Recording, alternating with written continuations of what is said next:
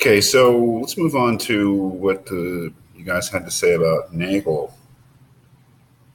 Uh, there's a comment here. If there is no limit to the amount of life that it would be good to have, then it may be that a bad end is in store for us all. Is that the quote from the very end of Nagel's essay? That's what it sounds like. The person said, which it seems to me is based on the assumption that it is the loss of any length of life which is bad, and therefore death at any age is bad, and so our ends are bad no matter what, because we'll all lose potential time we could have had if we'd stayed alive. I have to say I think that's the correct reading of Nagel, whether Nagel knows it or not. I think that is the only reading that makes sense of Nagel. That is, we know what Nagel is doing, right? We know Nagel is trying to defeat the Epicurean inference that death is not a bad thing because it's nothing to us, because we do not exist. It's the beginning of our non-existence, so it can't hurt us. Nagel thinks that's an invalid inference and believes that death can be considered a bad thing, not because it hurts or causes suffering, which makes no sense, but because it represents a loss of goods. So if death is bad because it is a loss to the one who dies of potential future goods, then any death that causes a loss of future goods, that is, goods we otherwise would experience if we hadn't died, must be called a bad thing, at least all things being equal. So the only time a death wouldn't be bad is if it didn't prevent any future goods, which is an interesting case. But I have to say that, that is the implication. That is, if death is bad because it represents a loss of future goods, and if any death causes such a loss, that's what makes it a bad thing at any age, under any circumstances. Again, if there are no possible goods in the future, then a death is not bad, according to this theory at least. But if there are, then it is.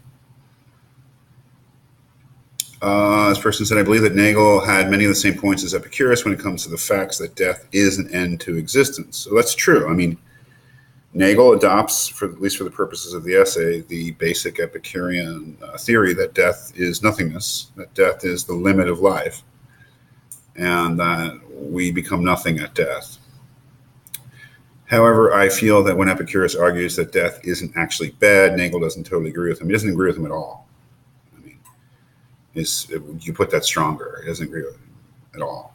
Maybe in some cases, death is not bad. Nagel is not trying to prove that death is always bad.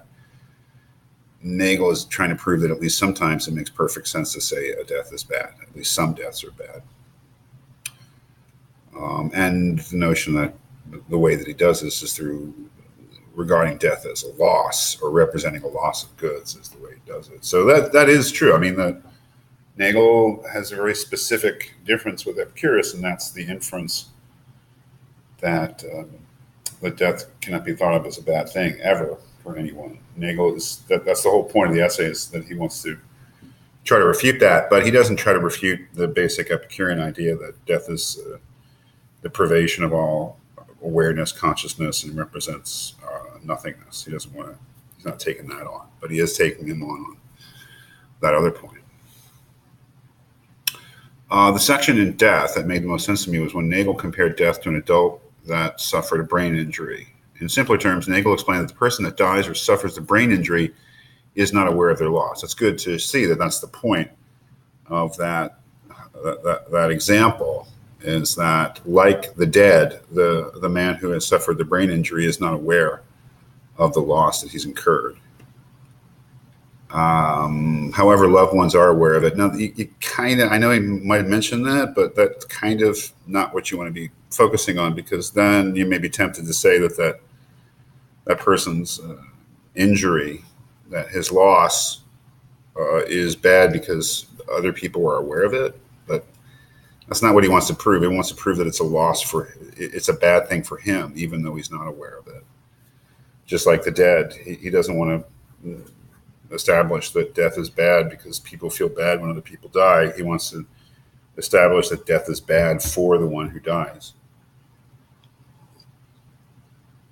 He uses this example because just as people would say that death is a bad thing or an unfortunate event, the same could be said about a person that suffers a brain injury. Just because that person that it happens to is unaware does not mean it is not a bad thing, that's great. That's the point, right? That's the point that Nagel's trying to make, is that that person's awareness of the loss and minding the loss, therefore, is not a necessary condition for it being a bad thing for them. Now, that's the crux of the essay right there.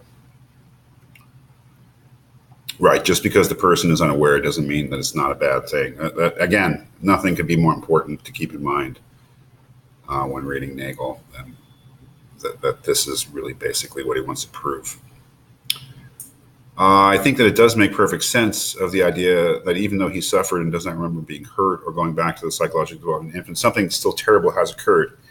Even though he may not have recollection, it is still extremely heartbreaking that he will never be able to regain all relationships and memories he's endured. Right. This is good. I mean, this is all about the example of the brain injury, which I think Nagel leans on pretty heavily in this essay to try to make his point. That is that sometimes we would definitely say that something bad has happened to somebody, even though they're not aware of the bad and have not been made unhappy. That we need to know their career, we need to know their history, their past, and their probable future to evaluate whether something's bad. It can't just be because it hurt them. Things like loss and degeneration have to be figured in, even if the subject of the loss and the subject of the degeneration is not aware of it.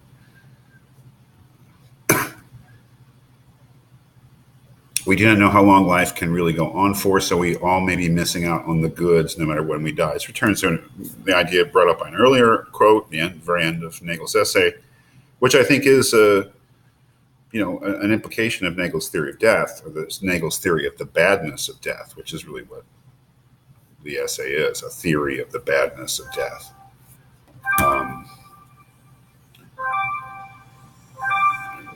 I got to answer a phone call, so I'll finish this up soon. Hello?